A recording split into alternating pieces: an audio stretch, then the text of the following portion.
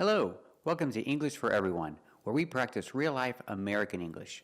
Today we're going to learn some advanced vocabulary, so let's get started.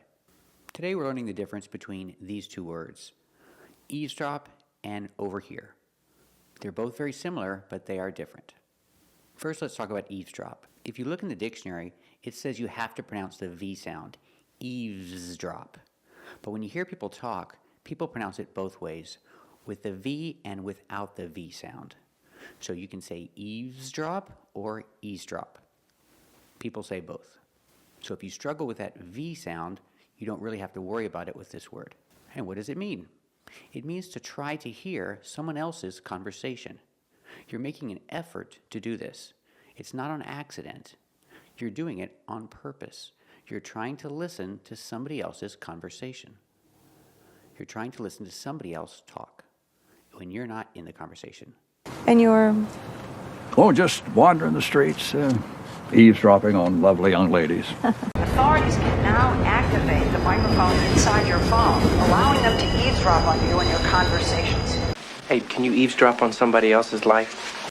Example, she's eavesdropping on her coworkers. She's eavesdropping on their conversation. She's trying to eavesdrop on their conversation.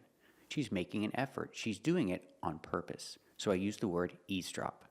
Question, is it good manners to eavesdrop? No, it's not good manners to eavesdrop on other people's conversations. It's bad manners. And remember, with eavesdrop, we use the preposition on. You eavesdrop on their conversation. She's eavesdropping on their conversation. Or you can say she's eavesdropping on her coworkers. Same preposition, on. There's absolutely nothing in this world lower than eavesdropping on the conversation of others. So what, are you eavesdropping on me now? Who are you talking to? Why do you need to know? Were you eavesdropping on that whole conversation? Let's practice. Is she trying to eavesdrop on their conversation?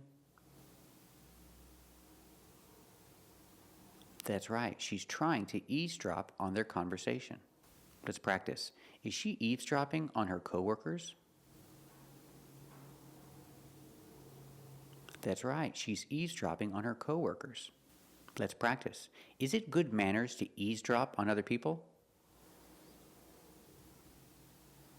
That's right. It's not good manners to eavesdrop. It's bad manners to eavesdrop on other people. Now let's look at another situation. These people are all waiting for the bus, and they're all standing together. So the guy can hear the other people's conversation, but he's not trying to do it. It's just happening. In this case, we don't use the word eavesdrop. We use this action, overhear. In the present, overhear. In the past, overheard. You can overhear information in other people's conversation, but you're not trying to do it. It just happens because you're standing near them. And that's what's happening here. The people are talking about the bus schedule, and he's standing there, and he overheard them talking about the bus schedule. Was he eavesdropping? No, he wasn't eavesdropping on them. He overheard this information because he was standing close to them and they were talking. He didn't do it on purpose, so he wasn't eavesdropping on them. He wasn't eavesdropping on their conversation. You can say he couldn't help but overhear their conversation. Again, he couldn't help but overhear their conversation. Because he was standing close, he couldn't help it. There was nothing he could do to avoid it other than put his hands over his ears. So we say he couldn't help but overhear their conversation. He couldn't help but overhear what they were saying. I couldn't help but overhear the conversation, and I thought I might add something, sir. I couldn't help but overhear your conversation with Miss Reed. I couldn't help but overhear your conversation. I couldn't help but overhear you say something a little strange. Well, speaking about games, I couldn't help but overhear you talking about CRS. Let's practice. Was he eavesdropping on their conversation?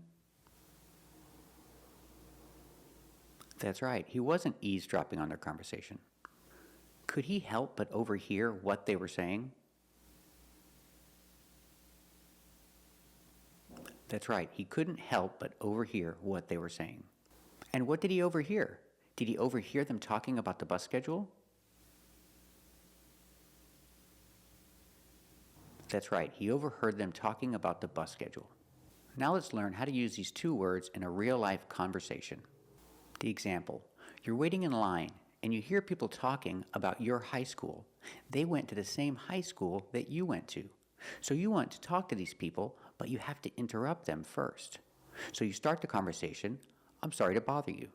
Now normally people say, I'm sorry for doing something, but this is an expression, so we don't use for, we use to. I'm sorry to bother you. When you say this to interrupt someone, it's a polite way to interrupt them. Let's talk about the pronunciation. I'm sorry to bother you. You can pronounce I'm as Don't say I'm sorry to bother you. And sometimes you don't have to say You can just say, sorry to bother you. Both are fine. Both are acceptable. I'm sorry to bother you. We see to is pronounced sorry to. Because the word to is not stressed, you have the sound, the short sound. And because the T in to is between vowels, it changes to a fast D.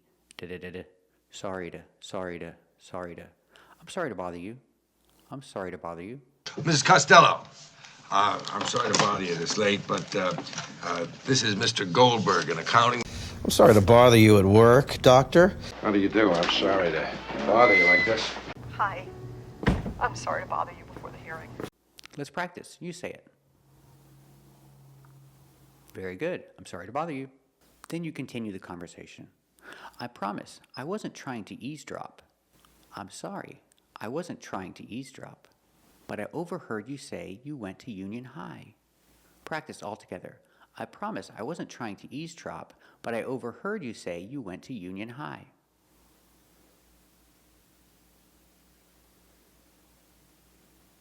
Very good. That's right. Again, I promise I wasn't trying to eavesdrop, but I overheard you say you went to Union High. So the idea, I wasn't trying to listen to your conversation.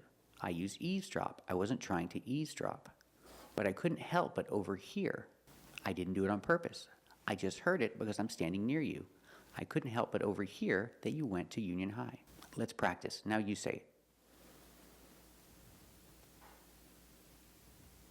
Very good. So remember, eavesdrop has two pronunciations. You can say eavesdrop or eavesdrop. People use both. And it means when you try to listen to someone else's conversation. And overhear, in the past, overheard, is when it happens on accident because you're close. You're standing near the people talking. You don't do it on purpose. Thank you for watching. And if you like this video, subscribe to our channel. And if you want to become a member, click the join button. And we'll see you next time.